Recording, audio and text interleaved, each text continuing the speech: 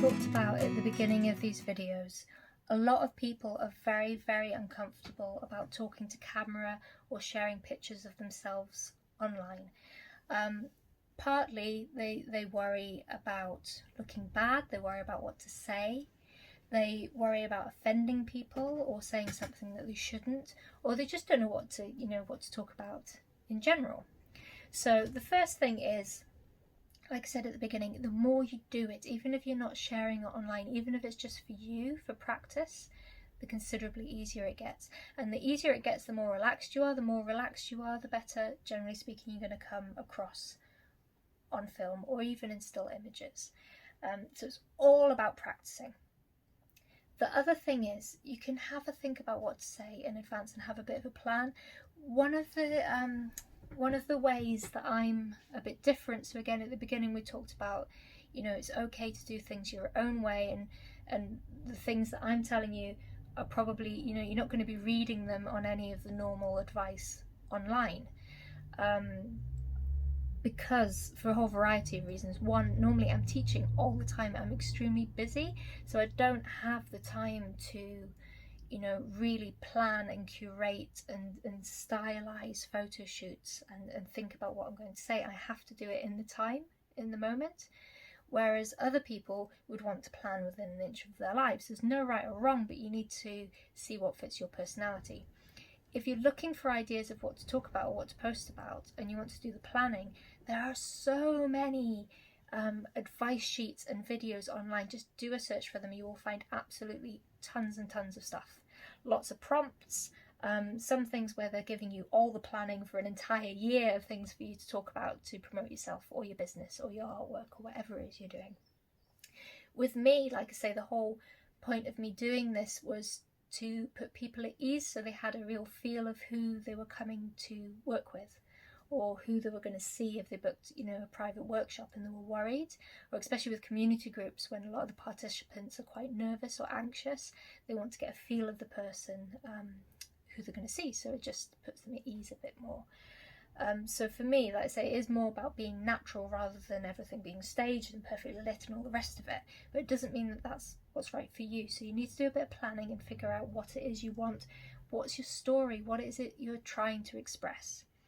Because one of the things where people really, they fret, it's like, well, why would I put a photo of myself online? Who wants to see that? Isn't it being a bit self-indulgent and being vain? It's only being self-indulgent and vain if you're continually posting stuff like that with no real story or explanation to it.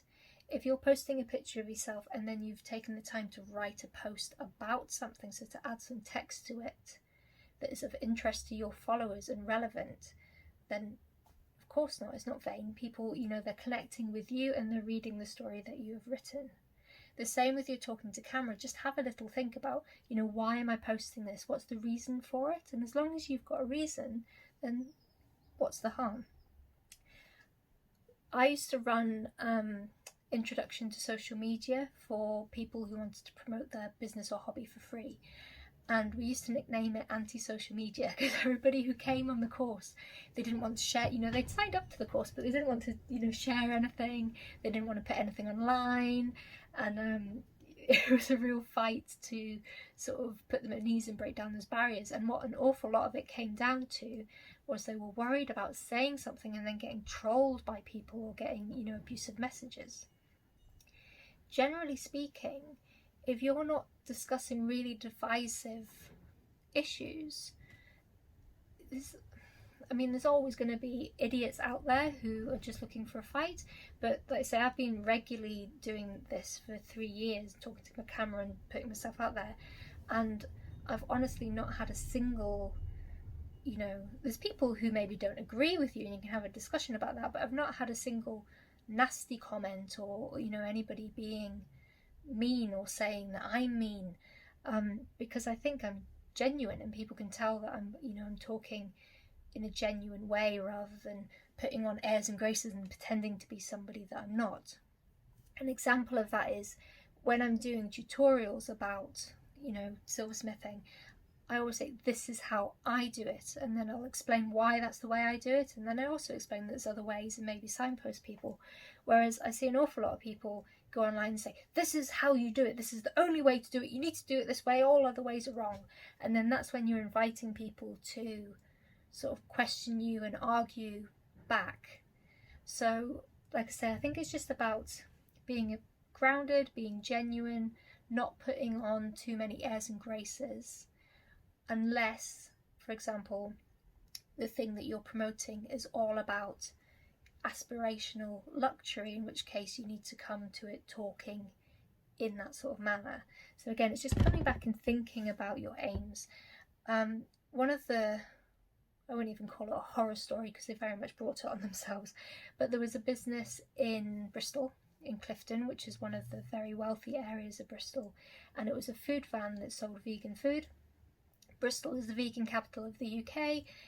There's a huge vegan following. Everybody here is, fairly open and tries lots of different foods. So a huge amount of people that were buying from that food van were non-vegans because it was delicious food. But the owner of the van, the owner of the company, went on their work social media platform and had a bit of a rant about non-vegans and how anybody who eats meat is disgusting, and basically they didn't want anything to do with them. So of course they then alienated a huge proportion of their customers and finally went out of business. So again, social media is about being relaxed, it's about being genuine to yourself, but at the same time, if you were in a business situation, if it's not something that you would probably discuss with clients in that situation, then maybe think twice about talking about it online. I think it's good to be relaxed and friendly and casual, but not necessarily, like I say, talk about divisive subjects. And therefore, the risk of sort of inviting people lashing back at you is so minimal. It's something to be enjoyed, and I think the benefits way outstrip the risks of using it.